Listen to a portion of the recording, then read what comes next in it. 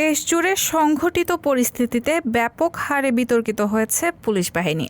এই সংকট নিরসনে পুলিশের বিভিন্ন দাবির প্রেক্ষিতে অন্তর্বর্তীকালীন সরকারের নানা উদ্যোগের সাথে বাংলাদেশ সেনাবাহিনী এবং বিভিন্ন রাজনৈতিক দলের সহায়তার প্রায় এক সপ্তাহের কর্মবিরতি শেষে গাইবান্ধায় দায়িত্বে ফিরেছে পুলিশ। 12ই আগস্ট সোমবার সকাল থেকে যথারীতি জনসেবা প্রদানের প্রতিশ্রুতিতে গাইবান্ধা জেলার 7টি থানায় এবং ট্রাফিকের সকল কার্যক্রম শুরু করেছে পুলিশ বাহিনী। এ বিষয়ে সকালে জেলা পুলিশ সুপার মোহাম্মদ কামাল হোসেন সদর থানায় অনুষ্ঠিত এক সংবাদ সম্মেলনের মাধ্যমে জেলায় পুলিশের সকল কার্যক্রম পুরোদমে শুরু করার ঘোষণা দেন। এ সময় উপস্থিত ছিলেন সরকারি পুলিশ সুপার ইবনে মিজান, আব্দুল্লাহ আল মামুন এবং সদর থানার অফিসার ইনচার্জ মাসুদ রানা প্রমুখ।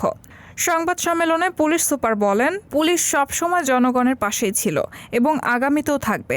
তবে গত 5 তারিখ থেকে দেশে ঘটে যাওয়া ঘটনায় পুলিশের উপর যে হামলা চালানো হয় এবং থানাগুলোতে যে ভাঙচুর চালানো হয় তার তীব্র নিন্দা জানাচ্ছি। পাশাপাশি পুলিশি কার্যক্রম বন্ধ থাকাকালীন যদি কোনো অপরাধ হয়ে থাকে সেগুলোর বিরুদ্ধে ব্যবস্থা গ্রহণের আশ্বাস দিয়েছেন তিনি।